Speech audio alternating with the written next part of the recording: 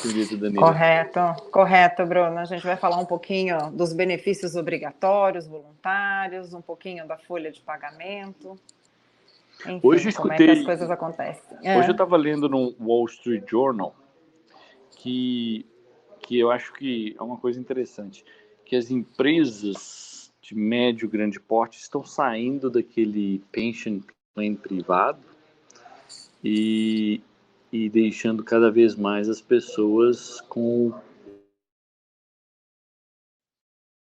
o FONK, né, que é o pension plan, é meio um híbrido, né? Uhum, Que não é nem o público, que é o ISC, o Social Security, uhum, mas ele é todo ele tem todos os parâmetros de um público, né? Porque você não pode fazer uma contribuição maior do que 19 mil dólares anual e etc. uhum. Né?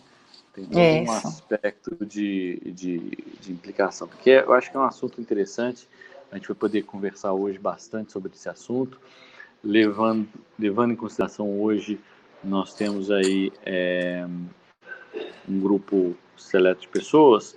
Quem tiver dúvidas, né, sobre esses comentários, sempre pode fazer as perguntas direto no nosso chat, aqui embaixo, tá? Do seu lado direito. Bom, eu sei que tem algum... Quer começar agora? Você tem alguma coisa a adicionar para a gente... Eu não quero, né, quero ser fiel ao nosso tempo. Então, fique à Sim. vontade, Danila. Me fala aí Obrigada. o que você quer fazer. Não, acho que a gente pode ir seguindo, né? A ideia é a gente passar, obviamente, aqui a gente não consegue aprofundar todos os benefícios e os conceitos, mas é trazer uma visão para o pessoal de como as coisas acontecem aqui, né? De como eles podem se planejar quando vierem contratar aqui nos Estados Unidos, né? Essa é o grande objetivo dessa série de webinars, né? A Uhum. gente trazer aí para os nossos Isso. clientes, para os nossos, enfim, as pessoas interessadas em virem para os Estados Unidos, quais são os caminhos das pedras aí que eles precisam entender antes de começar a contratação aqui. A gente pode ir seguindo na apresentação, mas como a gente sempre faz, né, ser interativo, vendo as perguntas do pessoal e podendo responder. Ótimo. Fique à vontade, então. Vamos falar sobre benefícios, então, né? Vamos falar sobre benefícios. Só para a gente relembrar o que foi dito um pouco no último webinar, para quem não participou, aqui nos Estados Unidos a gente não tem a CLT que a gente tem no Brasil, né? Que fala para a gente tudo que a gente tem que fazer em relação ao relacionamento empregador-empregado. Mas, obviamente, a gente tem aqui, né, toda a legislação trabalhista, né, e o departamento trabalhista federal e estadual que nos ajuda aí e nos colocam as leis necessárias para que a gente possa atender e ter esse relacionamento entre funcionário e empregador. Uma coisa que essas leis dizem, né, é que a gente não é obrigado a dar alguns benefícios, né, como plano de saúde, vale transporte,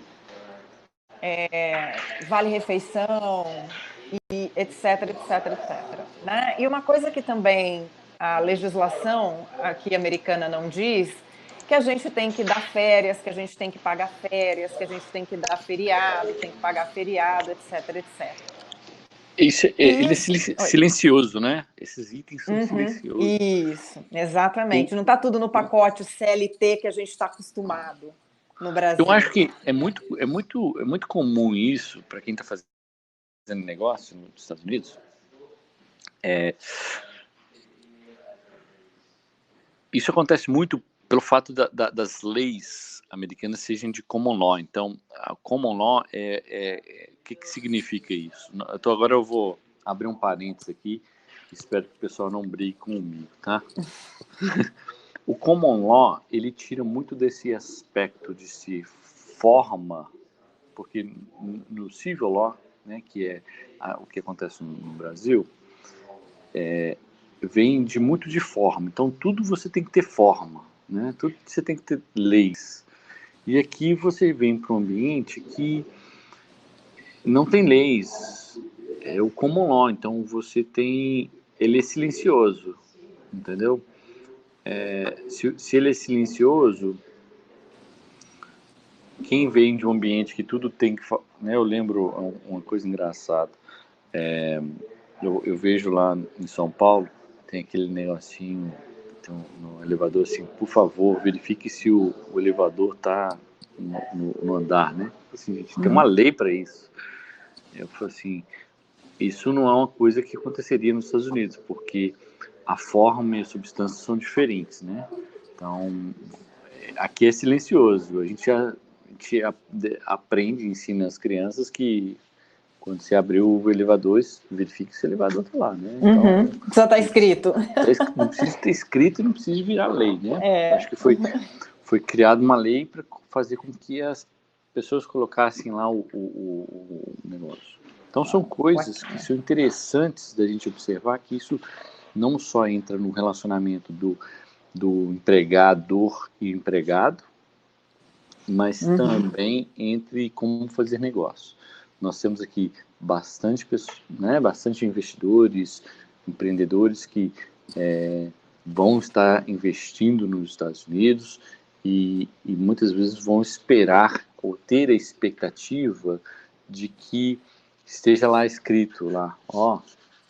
E aí é que mora o perigo, né, Bruno? Porque eu já tive experiência com clientes que a gente fala, olha, você precisa disso e disso. Tá, mas onde está na lei isso? Exatamente. Onde está a forma? Eu falei, não está na lei lá escrito que você tem que ter, mas ontem, é necessário. Exatamente. Eu vou te dar um exemplo claro. É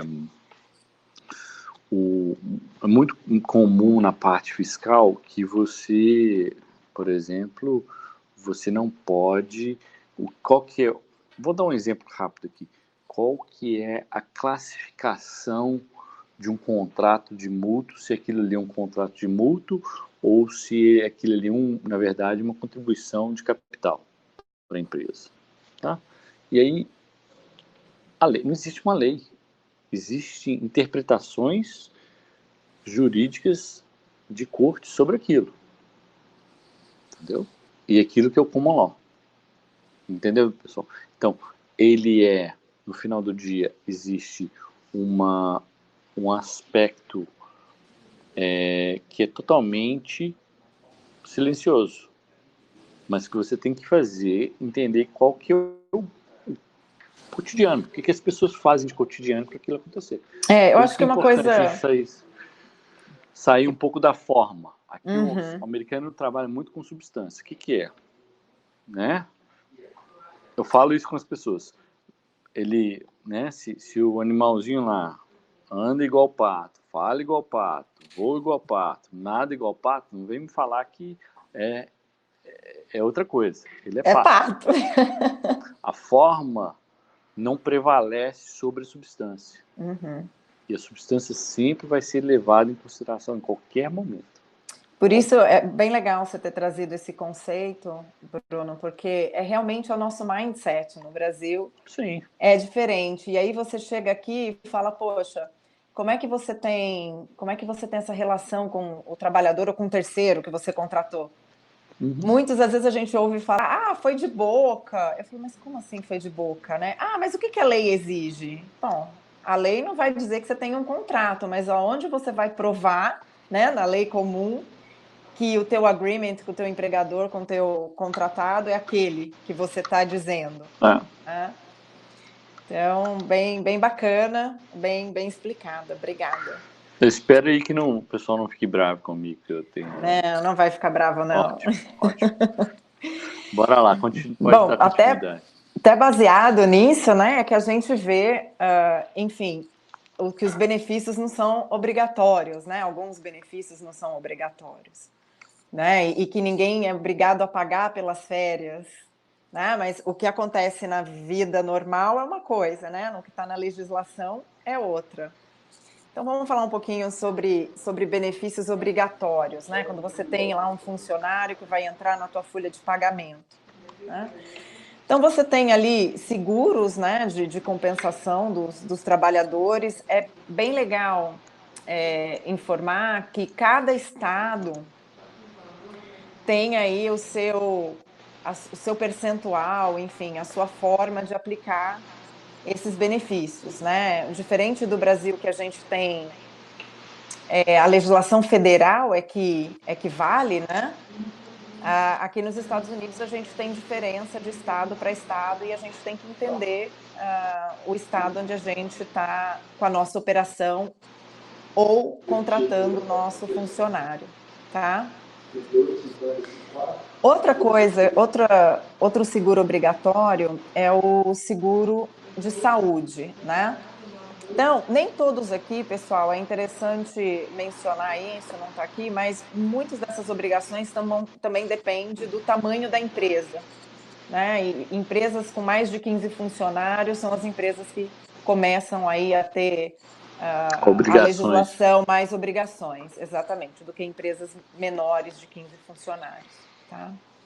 Então, você tem aí, né, que o Bruno já falou, gente, que a parte Isso do... volta muito no chamado self-employed, né? Que no Brasil a gente chama de MEI, né? Vocês vão escutar bastante. A fulana é self-employed, ou não, ele é um MEI. Ele é a única pessoa, né? O único dono é ele, e ele que executa e ele que gera renda, né? Então, enquanto isso é uma estrutura pequena, as obrigações são pequenas, né? Então, a intenção Exatamente. é, socialmente, quanto maior você for ficando, socialmente, maiores vão ser as suas responsabilidades, entendeu? Então, muito parecido com os aspectos de Robin Hood Law, né? Que eles tentam falar que nos Estados Unidos existe. Mas isso é um outro ponto para a gente conversar em um outro momento. Continua com os benefícios. Isso até a gente vai falar sobre isso, né? Sobre o MEI, o self-employment e depois contratar funcionário. No próximo webinar a gente vai entrar um pouquinho nisso, né? Vantagem, desvantagem, como tratar. Isso. Mas enfim, então seguro-saúde, né? O Cobra aí é a agência, a parte de saúde e segurança, né? Das pessoas e da parte de seguro de vida. Então, dependendo do tamanho da empresa, você tem essa obrigação. A parte de licença médica e familiar, né? 12 semanas aí de licença não remunerada para vai fazer uma operação. Aplicáveis também para maternidade, né? Licença maternidade também pode entrar dentro dessas semanas. Então, são direitos aí que o trabalhador tem e que a empresa tem que executar. Outra parte é o seguro social, né? E o Medicare. O seguro social é o nosso CPF aqui, né? E tudo é controlado por ele.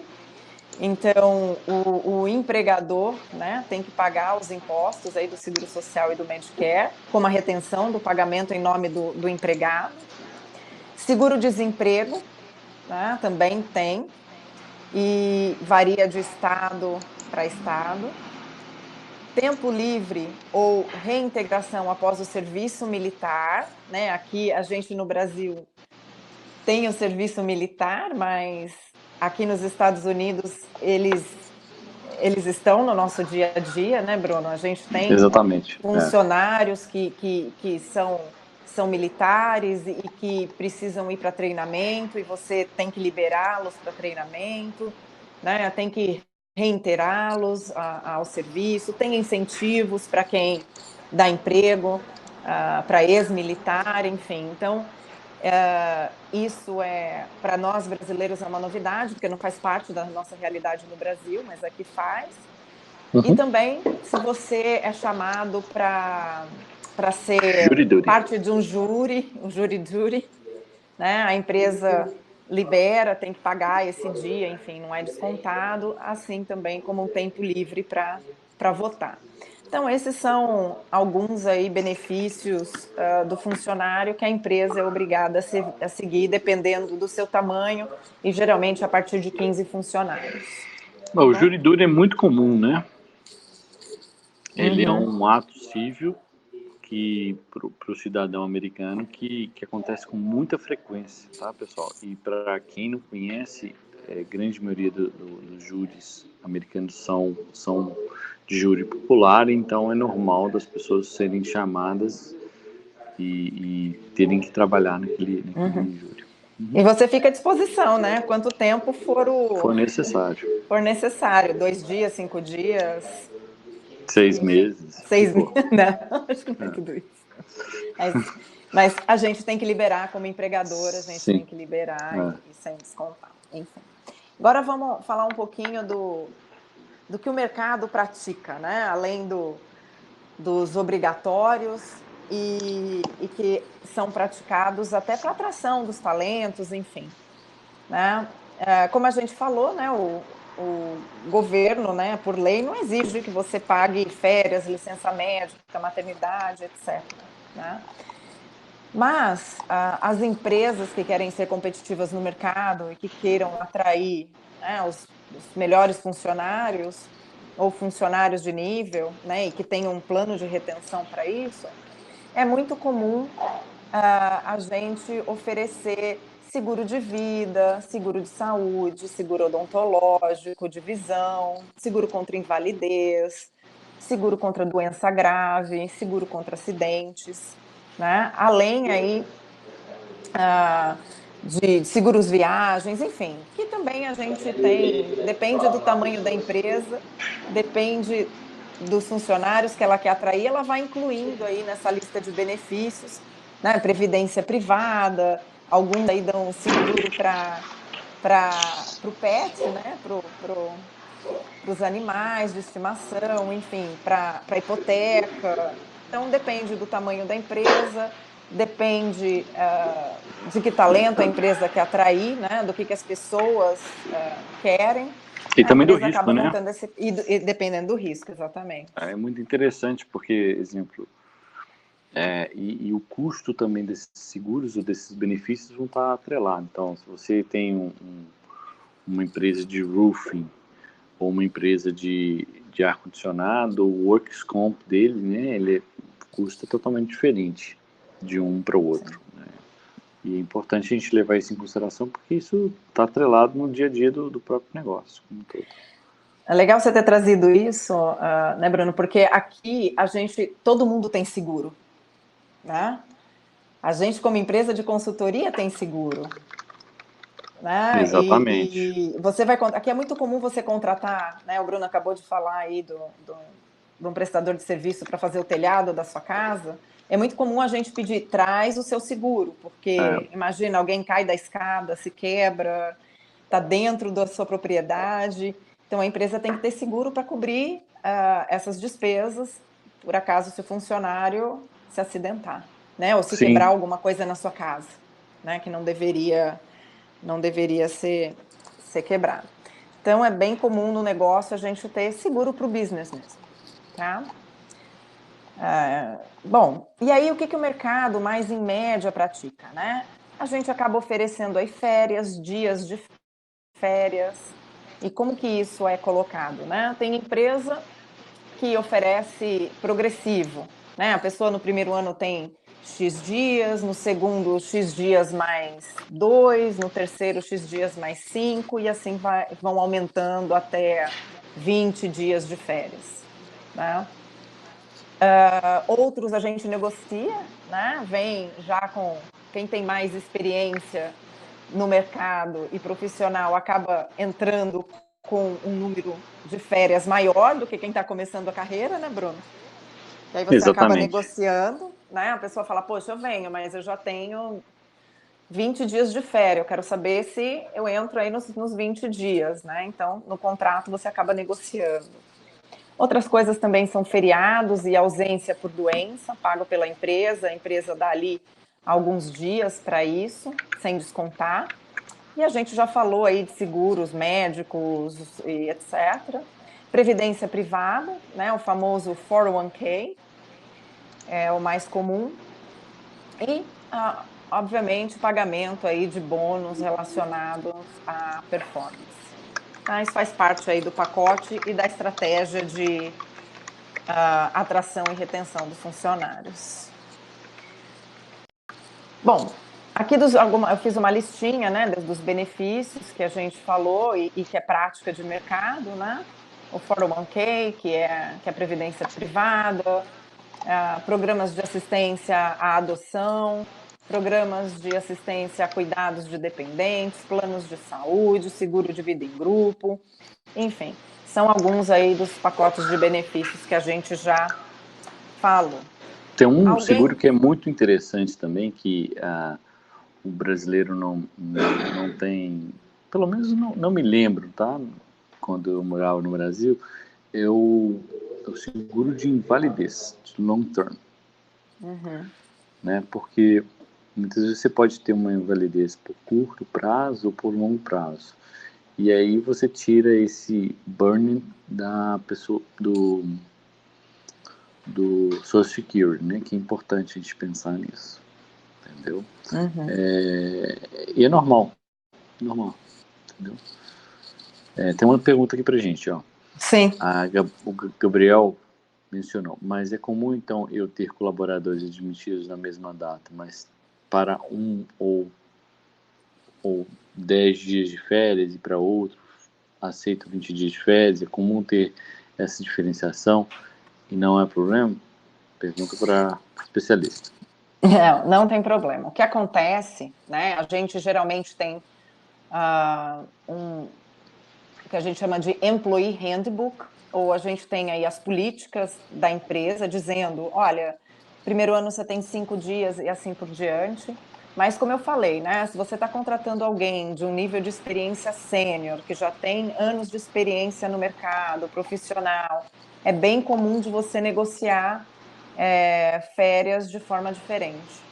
Tá? Então não tem problema, não é discriminação, isso vai dentro do contrato de trabalho, mas você tem, obviamente, uma política interna, né, que existe um padrão do que você se comporta, tá, no mercado. O que é importante também mencionar, Gabriel, que não sei se alguém vai fazer a pergunta, mas vou adiantar a resposta. Férias aqui não é igual no Brasil, que a gente tira lá 20 dias, né, 10 dias. E é pago, né? E é pago. Aqui é muito comum. Esses dias que a gente está falando, eles são pagos, né? Que a gente combinou, que está no contrato, eles são pagos. Mas a gente não compra férias, não existe essa. Eu tenho direito a 20, quero vender 10 para a empresa. Que não existe, tá? Se você não tirar os seus 20 dias, não tirou, perdeu do ano, acabou. Você tá? pode ter forfeit, dependendo do estado, você pode ter o forfeited, né? Isso. Que a gente Que chama você de carrega, perder, né? ou outros você carrega. É. Então depende do estado, você pode carregar. Exatamente. Exemplo, Califórnia você carrega, o estado de Massachusetts e eu acho que Flórida não carregam, né? Você tirou, não tirou, dançou. Perdeu. Perdeu. E é muito comum o pessoal não pegar os 10 dias e tirar direto, mas emenda 2 dias com feriado, né? Emenda aí Natal e Ano Novo, enfim, é bem mais flexível. O pessoal acaba utilizando essas férias mais espaçadas ao longo do ano. Tá bom? Alô, Bruno, você tá aí? Pessoal, está me ouvindo? Tô escutando. Então tá bom. Não, tudo bem. Que de repente ficou um silêncio mortal, achei que vocês todos tinham me abandonado. Bacana. Tem mais alguma pergunta dessa parte, pessoal, para a gente falar um pouquinho de olhar o mercado local, que é uma questão de estratégia? Então vamos lá. Se surgir a pergunta, depois a gente conversa.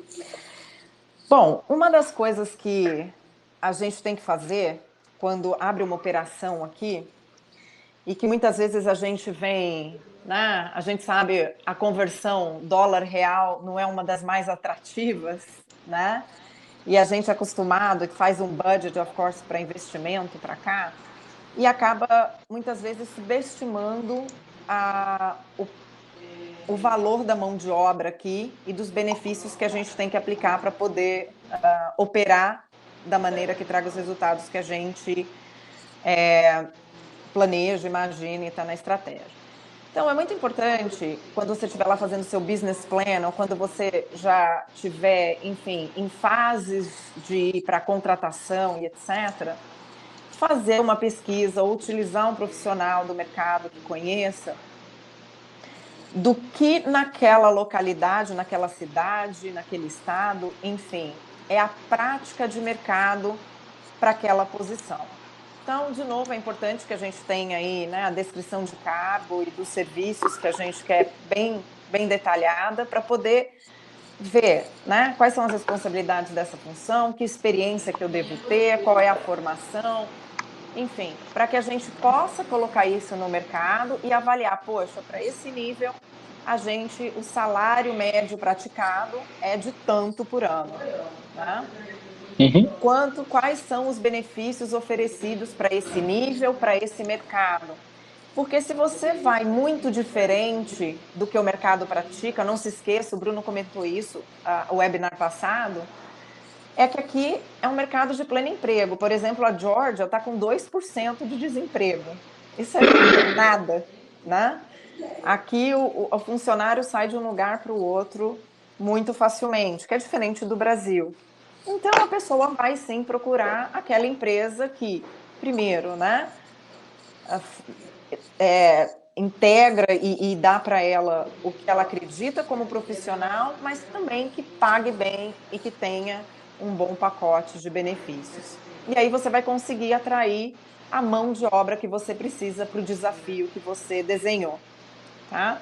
Obviamente, eu sempre falo, né? Se a prática de mercado é pagar US$ 50 por hora para uma determinada mão de obra com determinada experiência, você fala, não, eu só posso pagar 25, não cria a expectativa que você vai ter o profissional que ganha 50 trabalhando você por 25, porque não vai existir.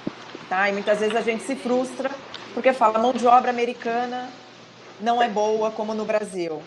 Não, você não está pagando a média de mercado. Então, O mercado está tão aquecido que acho que foi sábado, domingo, eu tava dirigindo e aí teve uma propaganda da Amazon, né, falando que abriu novas vagas no rádio, assim, o pessoal chamando assim, pessoal, você só vem trabalhar, você não precisa nem de trazer o resumê, né, que é o nosso currículo vital. Vem trabalhar, traga as suas informações, a gente só precisa de ter o comprovante que você tenha habilidade de trabalhar nos Estados Unidos e o valor, né, que a gente vai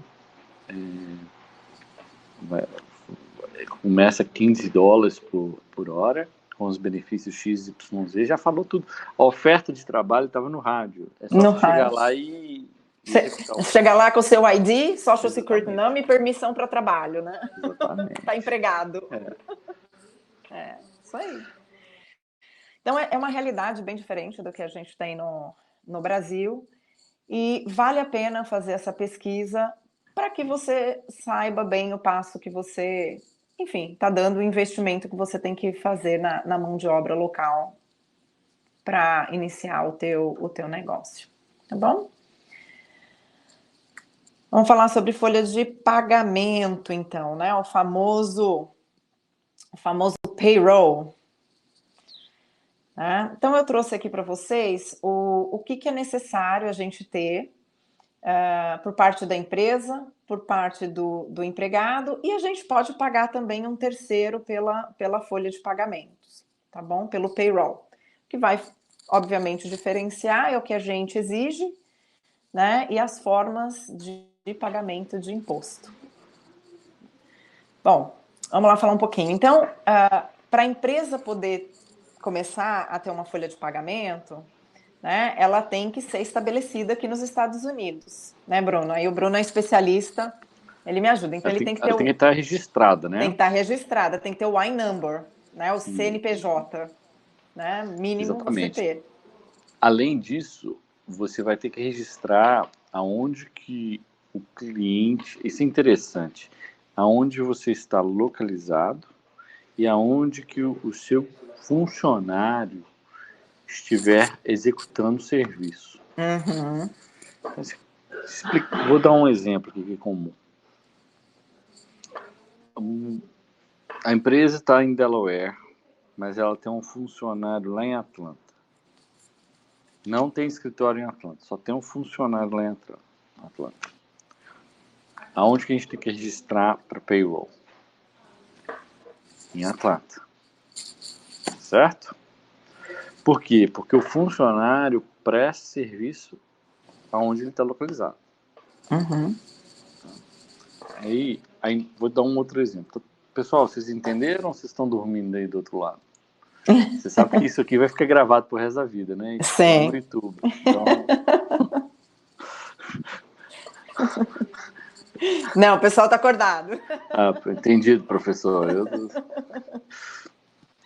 Aí, segundo caso, é o seguinte: a empresa foi formada em Delaware. Não tem escritório em Delaware. Tem escritório em Nova York. E tem um funcionário vindo de Connecticut para Nova York, exercendo a função em Nova York. Aonde que a gente tem que estar registrado?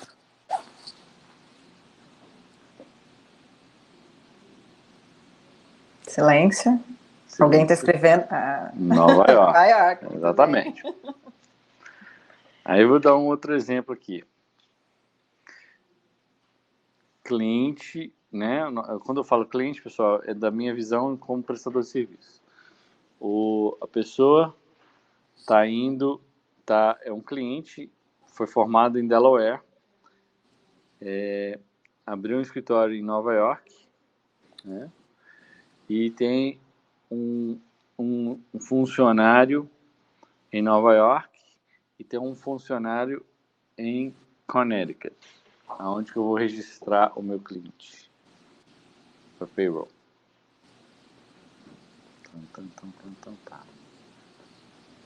Nos dois, exatamente.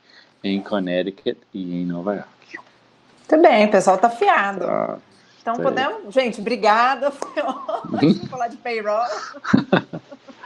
Brincadeira.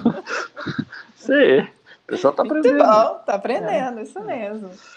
Mas é normal, a gente tem clientes que têm funcionários em 32 estados. Uma boa saladinha. Você vai ter que registrar em todos os estados, porque cada estado tem os seus aspectos de imposto de renda, tem que fazer retenção no imposto de renda, tá? E isso é importante. Fica à vontade. Por isso que a gente tem aqui, o empregado ele tem que ter esse certificado estadual de retenção na fonte, porque se ele tramita de um estado para outro, ele tem que trazer essa informação. Mas vamos lá, né? Então, a empresa, né, tem que ter lá, tem que ser registrada, né, tem que ter o número de identificação fiscal da cidade do estado, tem que ter o número de identificação de desemprego do estado. Isso daqui é uma agência, né, é na parte também dos registros do Departamento do Trabalho, você vai lá dizer quantos funcionários você vai ter, etc. E o tal de número de identificação de remuneração dos trabalhadores, tá? E, obviamente, eu deixei lá em primeiro lugar, mas dizendo por último, o contrato de trabalho, empresa, empregador, com tudo que foi acordado, tá? O empregado também, né, vai assinar esse contrato de trabalho, tem que ter o Social Security Number, ele vai ter que preencher um formulário chamado I-9, dizendo o status imigratório dele, isso quer dizer se ele tem permissão ou não de trabalho nos Estados Unidos. O formulário W4, né, referente de imposto de renda, e se ele está aí tramitando entre os estados, ele tem que trazer esse certificado estadual de retenção na fonte, tá? Deixa eu ver, tem uma pergunta aqui.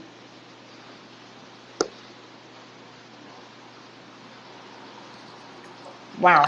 Aí, Bruno, uma para você. Sobre o registro de empregado, que presta serviço de manutenção em diversos estados, onde deve ser registrado. Bom, isso é importante. O registro você tem que verificar cada estado que você tem, né, que ele está prestando a assistência técnica ou a manutenção, e ali você vai verificar se tem um threshold. Vocês estão me escutando bem, Danilo? Uhum. Então, cada estado tem um threshold. Acho que o estado de Massachusetts é $600. Então, se você verificar que aquele cliente, aquele funcionário gastou mais de $600, ou ele teve remuneração mais de $600 no mês em Massachusetts, por exemplo, você vai ter que registrar ele lá. Ficou claro? Vou dar um exemplo. Eu ganho $5.000 e eu fiquei em Massachusetts um mês, né? Aquele mês que eu fiquei, são 4 semanas, eu tive uma renda de 1.250 em Massachusetts. Você tem que registrar o Bruno em Massachusetts. Está acima do threshold. Esse eu deixei o Bruno explicar, porque essa matemática para parte de imposto de renda é complicado. Ficou claro, pessoal? Uhum. Ok. Uma dúvida que a gente tem. O funcionário foi a uma reunião de prospectação em um potencial cliente em um estado distinto do escritório da empresa. Isso é reconhecido como trabalho, ou seja, a mesma classe de turismo ou de negócio. Aí Justimar, depende de dois aspectos. Para fins imigratórios, isso não você não vai fazer uma reunião de prospectação de negócio, não fringe o seu visto de B1-B2. O fato de você prestar serviço vai depender de cada estado. Então, se eu ficar lá uma semana prestando serviço para esse cara nessa reunião, e eventualmente eu vou cobrar por essa reunião, eu tive renda naquele estado. Ficou claro?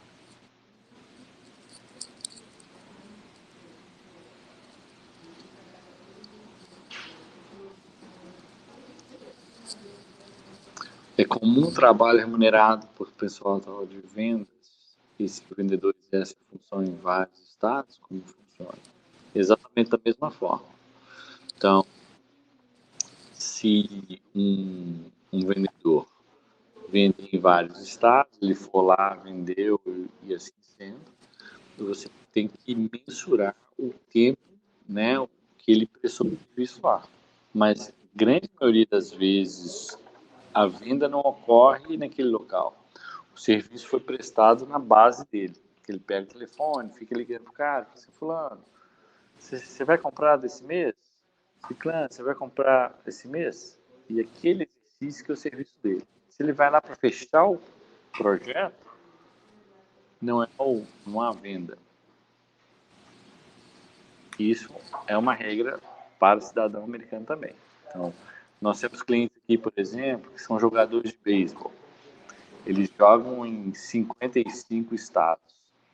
Se o cara ganha $25 milhões e 25 milhões de dólares, vou fazer uma conta aqui, dividido por 83 jogos fora, então ele ganha mais ou menos uns 300 mil dólares por local que ele jogar. Entendeu?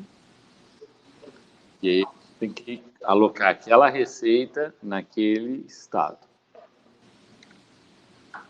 Ficou claro?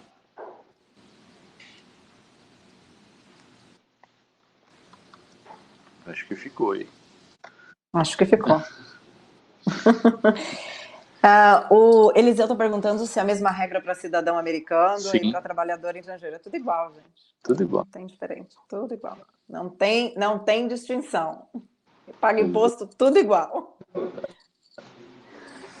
Então, vamos lá, falar um pouquinho mais da folha de pagamento, né? Então, e quais são aí as obrigações que a gente tem, né, para recolher, né? No Brasil, a gente tem lá o FGTS, INSS, etc, etc. Aqui também a gente tem que cobrir aí alguns impostos, né? A gente tem que pagar o seguro social, né? Que aí esse seguro social é dividido entre o empregador e o funcionário. Cada parte contribui aí com 6,2% do salário, tá?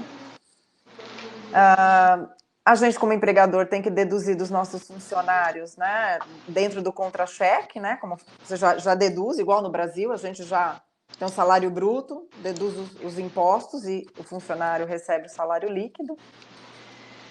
E na parte aqui de Seguridade Social, quando o funcionário atinge aí 127 mil dólares em salários, não é necessário mais impostos, né? Quer dizer, o percentual não vai mudar para o resto do ano. Quando ele atinge, na verdade, os 127 mil, ele para de ser abatido, né? Esse valor. O outro é o famoso Medicare, né? Esse imposto Medicare, conforme você contribui, você vai tendo lá uma série de pontos, como se fosse o INSS, né, na aposentadoria, mas aqui o governo te dá um auxílio no seu plano de saúde, né? Aqui a gente não tem o SUS, né? A gente tem a rede de saúde, ela é privada. Então, quem tem direito aí ao Medicare acaba tendo na necessidade depois de um certo número de pontos, de anos de contribuição, uma ajuda na parte do plano de saúde, ou atende aí, alguns hospitais atendem quem tem o Medicare. Bom, esse imposto também é dividido aí entre o funcionário e o empregador, né? E os dois devem contribuir com 1,445 para cada dólar que o funcionário ganha. Não tem limite de renda para esse imposto, portanto, ele se aplica para todos os salários. O imposto adicional do Medicare de 0,9% se aplica às pessoas com altos salários, né? Então, quem ganha mais vai ter aí mais 0,9%. Paga apenas pelos funcionários e ele entra em ação assim que o funcionário começa a ganhar mais de 200 mil dólares por ano. Então, para qualquer salário acima de 200 mil dólares, o funcionário tem um adicional aí de 0,9%, além daquele 1,45%. Tá? E você não paga nada por esse imposto extra, mas você tem que reter do salário do funcionário. Então, esse 0,9% a empresa não contribui, mas você que faz o desconto na folha de pagamento. Outra parte é o desemprego estadual, né? Isso varia, obviamente, de estado para estado, né? Todo estado exige que você pague esse imposto de desemprego para cada funcionário, para apoiar esse fundo estadual, né? Quando a pessoa vai lá, está desempregada e vai pedir o seguro-desemprego. A taxa depende do estado e da rotatividade que você tem, né? Dos seus negócios, do seu volume de negócio. E quem está aí investindo no estado do Alasca, de Nova Jersey e da Pensilvânia, tem aí tem também uma parcela paga pelos funcionários pelo desemprego do estado. Então, a empresa paga e o funcionário paga. Você vai coletar isso também dos salários do funcionário dentro da folha de pagamento. Além do desemprego estadual, você tem o desemprego federal, que também, né, precisa pagar uma taxa para cada funcionário. E a taxa é de 6%, né, do salário do funcionário até 7 mil dólares por ano. E para compensar esse valor, você recebe um crédito pelo que já pagou pelo desemprego do estado. Então, o que você pagou pelo seguro do teu estado, desemprego, você tem um crédito no seguro federal.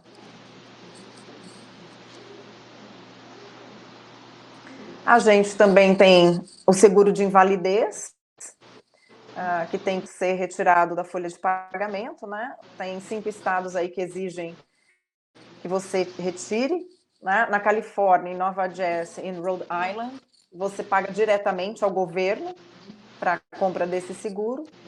E em Nova York e no Havaí, você compra o seguro de uma companhia de seguro privado. Mas é exigido que você tenha esse seguro em validez.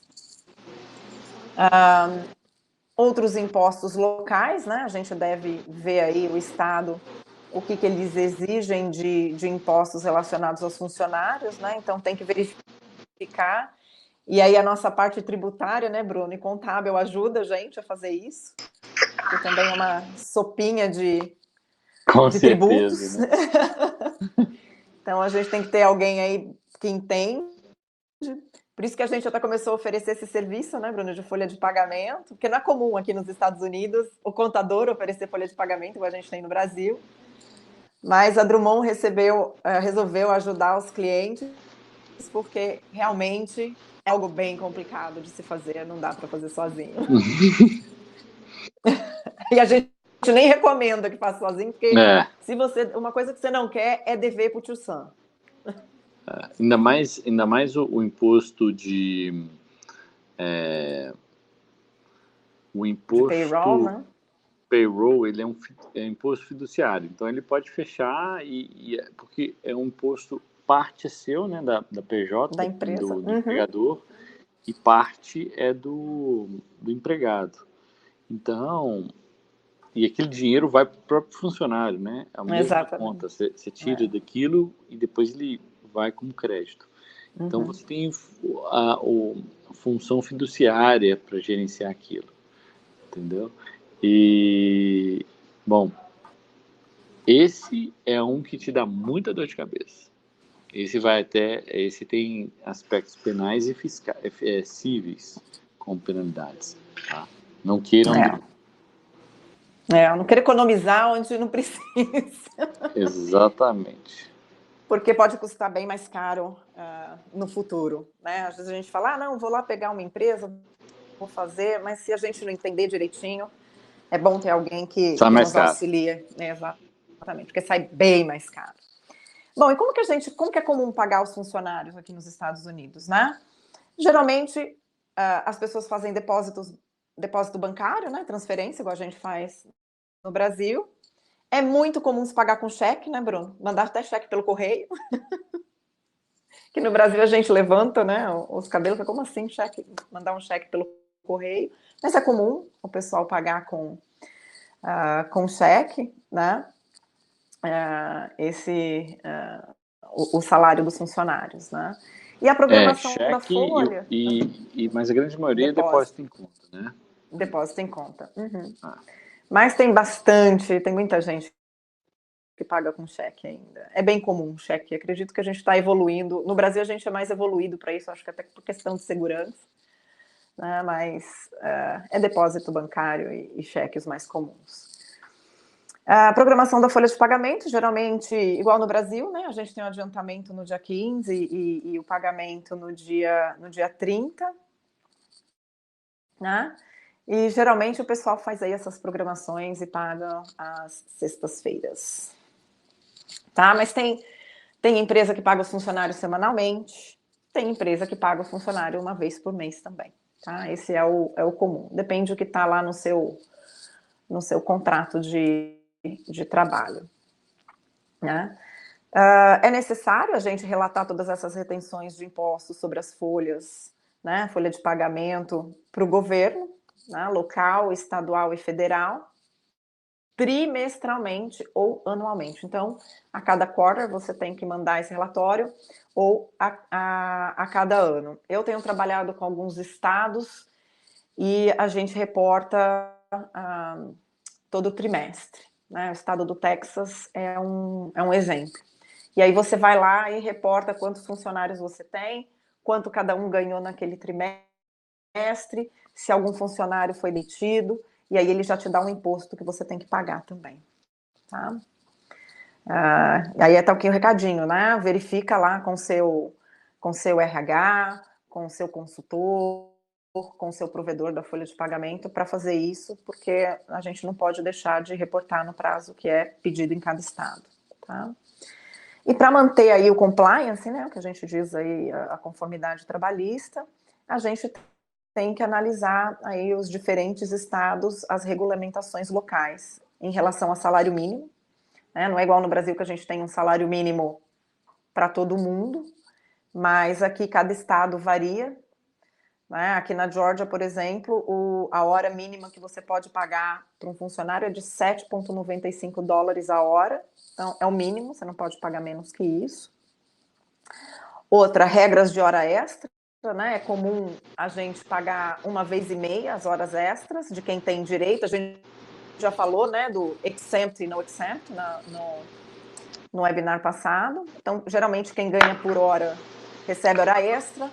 Quem ganha por salário não tem hora extra, mas você tem que especificar isso também no contrato de trabalho. Existem algumas exceções com relação ao salário mínimo, né, que são atreladas àquelas pessoas que vivem de tips, né, que é o mínimo 2,25.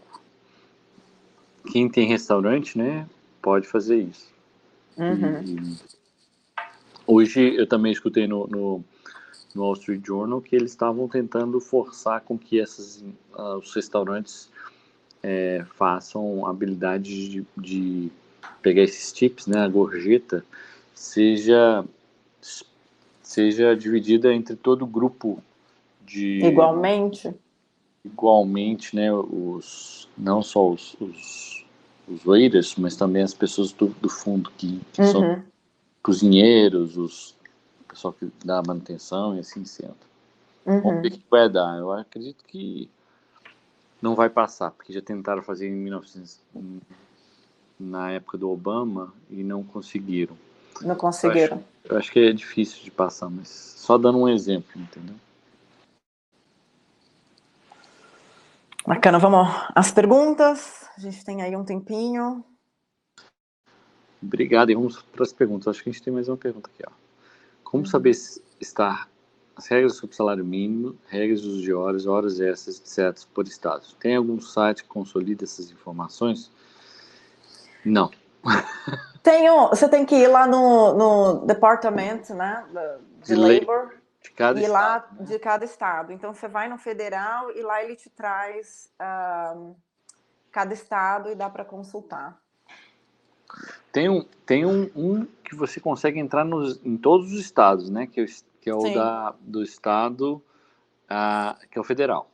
Mas para você não tem uma consolidação, né, de informação. Você Não. Ir lá em cada um deles e verificar isso. E verificar, exatamente. Você tem um link? Não tem um chart pessoal? só. Tenho, deixa eu Enquanto isso, a gente pega uma outra pergunta do pessoal. Mas como é o controle da jornada de uma forma geral? É muito no ponto, né? O ponto você vai poder ter o acesso da pessoa ouvir o ponto mesmo, ou desde um sistema simples que você tem, ou então no Excel você pode ter o ponto, não precisa nada de uma ferramenta muito sofisticada nesse momento que você estiver num momento de startup, né? Você está greenfield, você acabou de chegar nos Estados Unidos, está tentando investir, e aí você não precisa de ter esse custo a mais. Uma pergunta interessante. Em geral, qual é a carga tributária média da folha de pagamento? Em geral, a gente trabalha com 18%. Se você adicionar mais os benefícios, a gente fala aí de uns 30%. Igual no Brasil, a gente fala para cada dólar, cada real que você paga o seu funcionário, ele te custa mais R$1,04. Aqui seria R$1,30. $1,30. Ficou claro? A pergunta aqui é muito interessante. Pagamento de hora extra, tem algum adicional de acordo com o dia ou a hora? Ou um exemplo de feriados federais? Interessante. Desculpa. O que a gente tem que ver o estado são 40 horas por semana e tudo que for acima das 40 horas é hora extra, tá? Então você vai ter que verificar o valor daquela hora naquele estado. Ah, Geralmente é uma vez e meia. claro. E assim, ele está perguntando o seguinte: se eu trabalhar de noite à mesma hora da hora de dia, sim, Em porque geral, sim. se Uhum. você entrou no contrato de trabalho de trabalhar tantas horas, de 8 a meia-noite, né, de 8 da noite à meia-noite, por X dólar, é aquele valor das horas, sua hora, né? Uhum. Então você vai estar Uhum. negociando ali qual vai ser o valor da sua hora. Exatamente. Não é como no Brasil que quem trabalha à noite ganha um adicional Tu, noturno. exatamente. Não. Né? Quem trabalha no feriado tem um extra. Não. É. Ou Né? Você trabalho no final de vai, semana. você vai, por exemplo, quem trabalha no McDonald's, a pessoa trabalha 12 horas e 6 dias na semana. Não interessa se é domingo, sábado, tudo É. igual. Um funcionário que presta serviço em vários estados terá que ter vários contratos em cada um de estado também? Não, o contrato pode Não. ser o mesmo, contrato de prestação de É um serviço. trabalho, é um contrato de trabalho só. O que diferencia é o imposto que você vai pagar onde você prestou o serviço. Isso aí. Então, não tem HE, Hora extra. hora extra, né? No dia e sim na somatória da semana, certo? Uhum, Fernando? correto. Então, sim, eu posso trabalhar nos primeiros 2 dias 20 horas. Né? Aí eu Uhum. folguei no terceiro dia, o quarto, aí no quinto dia eu trabalho mais 10 horas, no quinto dia já é 10, já é hora extra. Uhum. Ficou claro? Ótimo. Temos mais Ótimo. perguntas? Muito bom. Estamos de parabéns aí. Vamos ver. Tá vendo mais perguntas aí. Sim.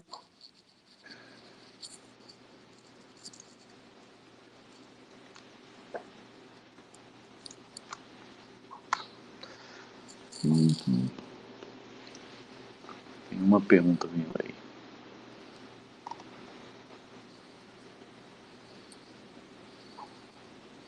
Sim. Você tem Podemos, que ter isso acordado, né? podemos contratar 5 horas por dia, mas com os horários flexíveis? Pode.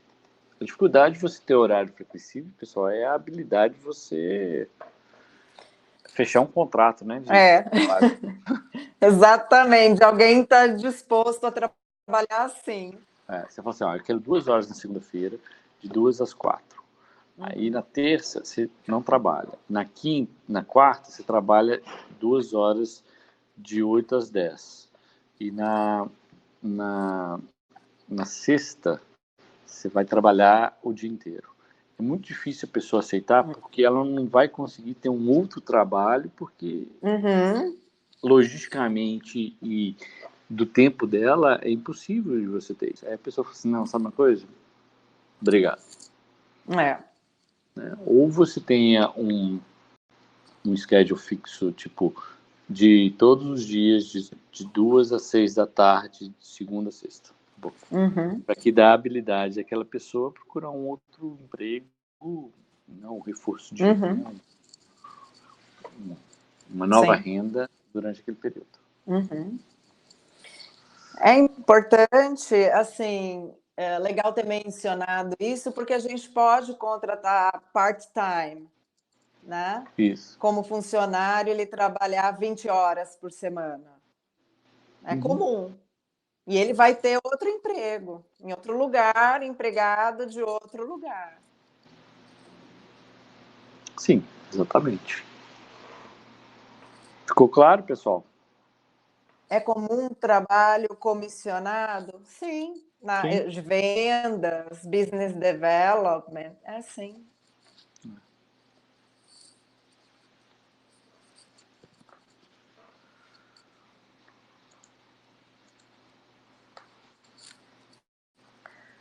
Uau, o funcionário abandonar o trabalho? Essa é uma boa pergunta. Eu vou ter que consultar os universitários. A parte legal. O fato de você não exercer, né, ou não executar aquilo, é importante a gente observar que ali o próprio at will, o contrato at will, ele te dá a habilidade de você cancelar aquele relacionamento naquele momento. Se o funcionário não te fala nada, vem desaparecer por uma semana e você nem saber o que está acontecendo. Você não tem acesso você a ele. Você pode usar o at will. Entendeu? Se eu contratar colaboradores comissionados, a política de comissão deve estar descrita em contrato de trabalho? Sim. Ou posso ter uma política de comissão em outro documento, mencionado no contrato esse outro documento? Também. Os dois são aplicados.